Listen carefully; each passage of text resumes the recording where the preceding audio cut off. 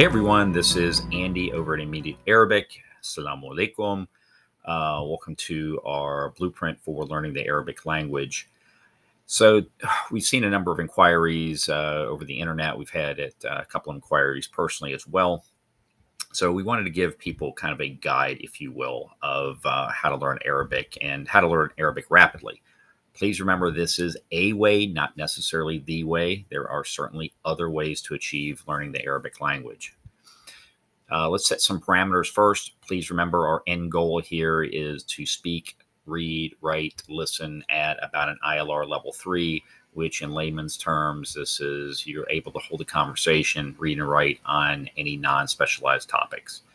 You should also have a general understanding of a dialect when you're up to this point. So in essence, you should be able to use the language. So the last question before we get started is, why should we listen to little old me?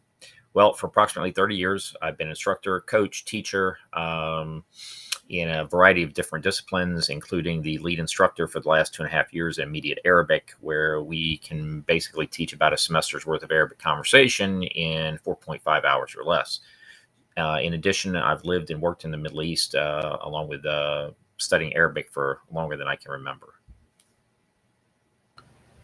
Let's begin by looking at the Arabic learning triad. This is a pyramid or a triangle shape, each side representing one of the fundamentals of learning Arabic rapidly. We have the mental side, learning resources, learning methodology. Let's start over on the left with mental side. This consists of attitude, work ethic, determination, confidence, time management, organization, absorption rates, and focus. Attitude, very important. Having that proper attitude for learning anything is going to take you farther. Work ethic. Remember, Arabic is one of the hardest languages out there to learn. It is going to take some extra work. This determination of I will not fail is stupid important, especially when things get somewhat rough. Having the confidence to get into conversation, involve yourself in activities that require Arabic, especially speaking in the beginning, because your vocabulary and your skills are just not up sometimes to the challenge. But you need to go in there with the confidence that, yes, I can have a discussion because I will learn something. Time management. Watch your social media. Watch how much time you spend on TikTok, YouTube, etc., etc. We can get easily distracted. Organization. This is organization of your personal life and of your materials and your Arabic learning. Don't have stuff hanging over your head in your personal life that you need to get done, because that's going to ultimately affect your concentration. Also, make sure to organize your materials, your studies, everything. And that is what we've seen with some of our students that have reached a fairly good level in very short times. Are always organized. They have things set up. They know how and what they're going to do with their Arabic learning the day before they do it. Absorption rates. Obviously, a 72-year-old is not going to learn as fast as a 22-year-old. That's just the way it is. Some people are smarter than others. That's okay. You can always outwork them or outthink them. But just remember, absorption rates are not just how smart or your intelligence. They also are things like healthy living and getting in sleep cycles. Remember, you do need some sleep. You might not need 8 hours, but you do need some sleep in order to have all that stuff processed and learn by it. As good old Arnold Schwarzenegger once said, if you think you need 8 hours sleep, sleep faster, only get 6. And finally, focus. Remember, when you're studying, that should be what you're entirely focused on. You are focused on Arabic. You're not listening to Arabic in the background and then doing 5 other things. Now, that being said, let's move on to the next portion here. Learning resources. This is going to consist of anything from books to online resources, i.e. YouTube, different sites, audio, video, teachers, language partners, travel and communications. People are going to have different needs at different levels for these. You need to do some research, get on Reddit, ask other people who've learned, and to some degree modify these to your particular needs. Last but not least, learning methodology, and that's what we're going to be discussing in the rest of this video here. Before we get off the Arabic learning triad, I want to remind everybody, people often overlook this mental side of this thing. I want you to think of the Arabic learning triad as a 3-legged stool. If one of those legs of that stool gets cut off, it's going to fall, and that's going to be the same thing with your Arabic. So keep up. Each side of this triad is just as important as the next. All right, next on learning methodology. We have a saying in immediate Arabic: a minute of conversation is worth an hour of study. What is one of the reasons that we say this? If you look back and notice how you learned your first languages as a child, you started out parroting probably what your parents or those around you said, and then there was a want or a need in life, and that's what you asked for. Eventually, that turned into some conversation. That's one reason why we focus so much on conversation in the beginning. The first thing you need to do is find a tutor who is going to work with you on real world topic conversations.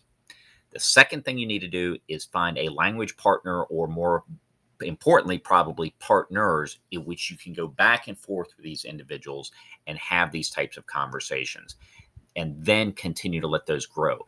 And I would suggest at first taking a look at this list right here of conversation topics, knowing greetings, the answers to, and how to ask: how are you? What is your name? Where are you from? Where do you live? How do you know Arabic?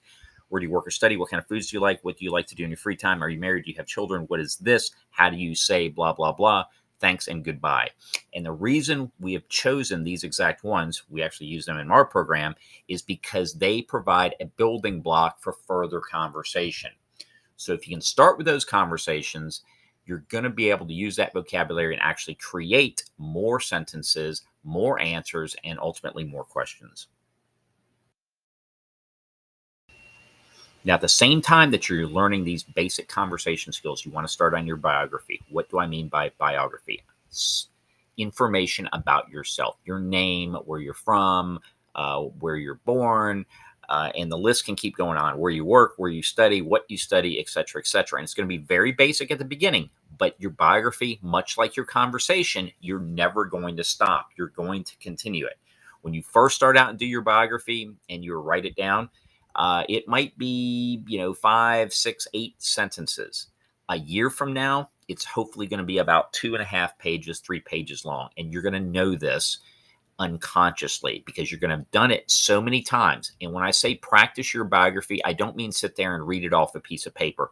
I mean literally get up, stand on 2 feet, look in the mirror, or put a picture of your best friend or your dog in the corner of the room and speak to that person like you were speaking to 100 people.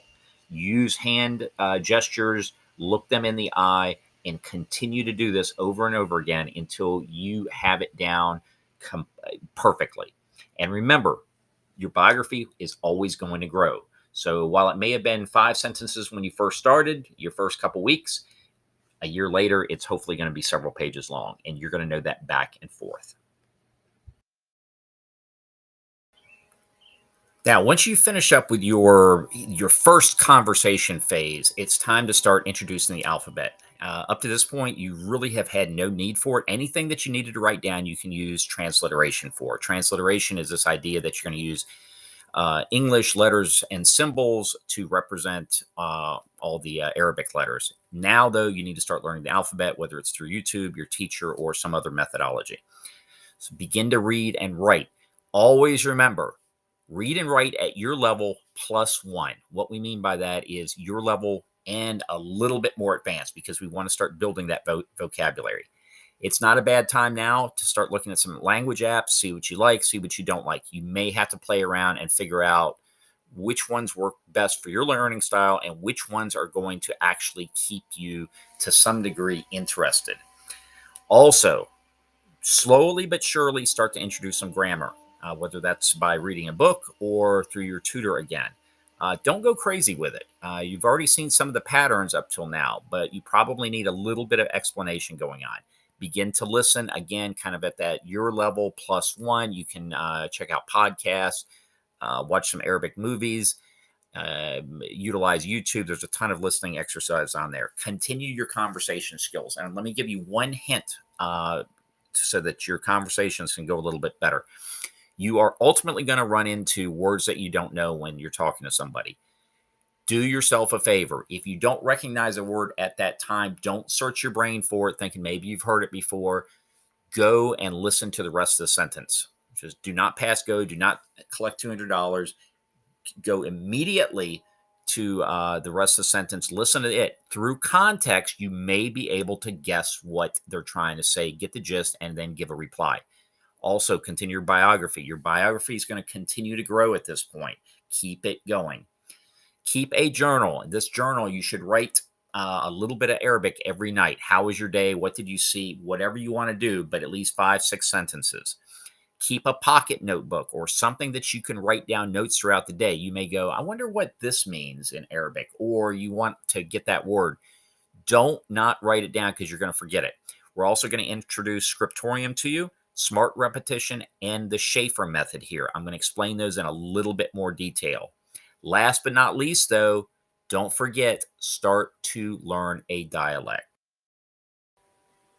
Now, here's some considerations. Obviously, if you're going to be traveling to Syria, it's probably going to behoove you to go ahead and learn the Syrian dialect. If you're going to be working in Iraq, again, probably the best thing to do is learn the Iraqi dialect. But if you don't know where you're going to be going, then choose whichever dialect you want and focus on that for now. Okay. And you don't have to go crazy at first, but begin to listen to these dialects, begin to learn them a little bit, utilize a tutor, utilize YouTube, utilize whatever you want, but start to learn it now.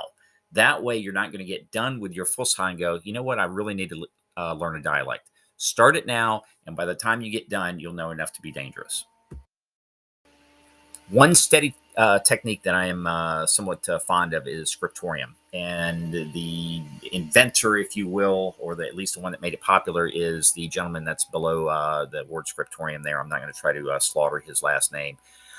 But he's got a video on it, so just do a quick YouTube search and he will explain the whole thing. Simply put, it is saying a sentence, it is then writing and saying it at the same time, and then it is saying it again.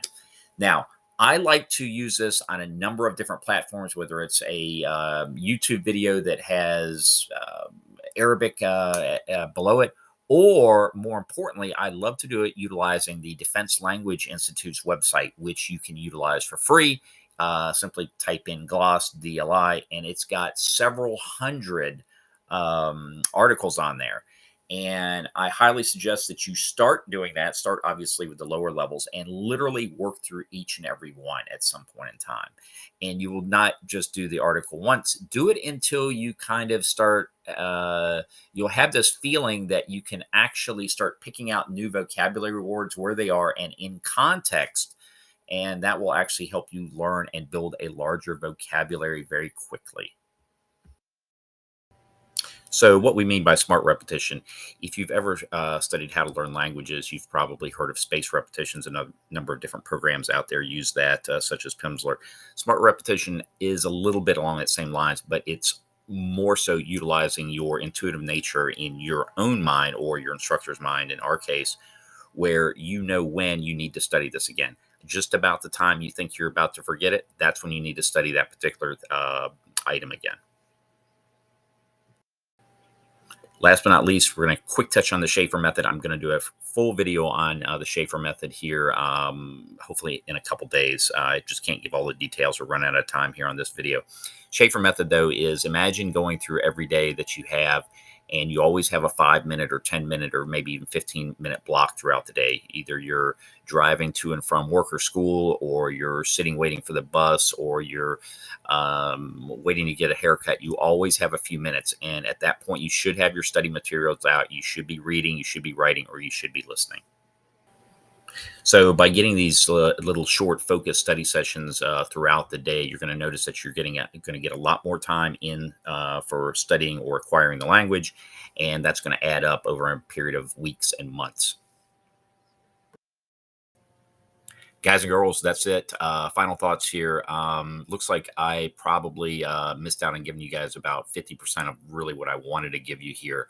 So I'm going to plan on doing another video in the future, which will probably have a part 1 and part 2, which will cover everything here and in more detail. Until then, keep up your studies. Good luck to you. And thanks for listening.